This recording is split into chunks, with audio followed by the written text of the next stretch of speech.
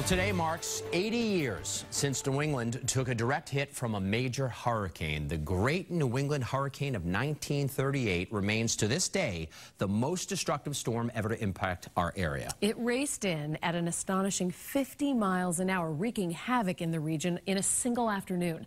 Chief Meteorologist Eric Fisher shows us that signs of the storm are still visible today. New Orleans has Katrina.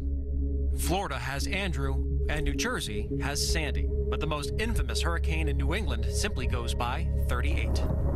The forecast called for out to sea, but instead a ferocious Category 3 hurricane plowed into New England with a forward speed of 50 miles per hour, bringing destruction not seen in over a century or since. They ended up here. They died in there. We met Stephen Long, author of 38, the hurricane that transformed New England, at Harvard Pond in Petersham. The logs here are the same that fell that September day. A graveyard for the vast forest brought down in the blink of a hurricane's eye. Natural mortality in a year might be 1%. Well, this was 5% in one afternoon. So 5% of the forest throughout New England went down. 38 brought down an estimated 600,000 acres, roughly the equivalent of the White Mountain National Forest, in just a few hours. In fact, what we have today rose from the ashes of the storm.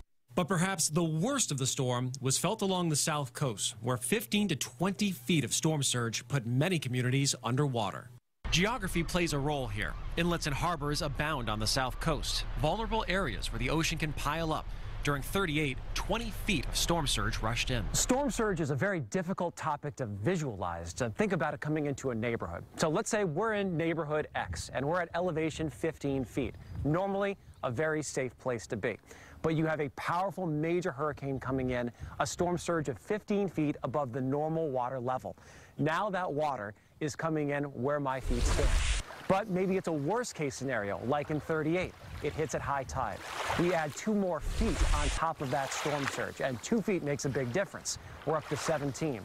But it's not a static environment. It's a hurricane. Winds are gusting over 100 miles per hour, and so now we have wave action on top of that high water. And we end up with very destructive force. Wow. Eric is back now, and he's all dry. He's dry. Yeah, this is a very quick run back from the South Shore, South Coast. Very impressive. It's just an amazing storm. Actually, that peak wind gust, 186 miles per hour, was measured at 6:15, about 1 minute from now, during that storm, and it stood as the second highest wind gust in New England behind Mount Washington.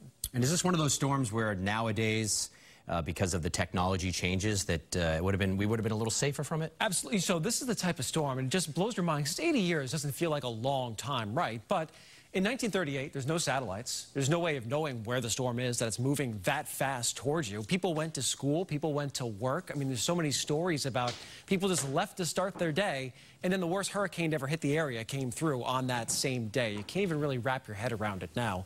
And an unusual track. You can get a sense for what the pattern was like that day. Big trough digging into the Midwest. There was almost a winter storm out there. Took the hurricane, tugged it inland, and all the destructive winds were on the right side of that path, right up over the top of us. And it didn't curve out to sea like we see with a lot of our hurricanes. So something to keep in mind, unusual tracks happen all the time.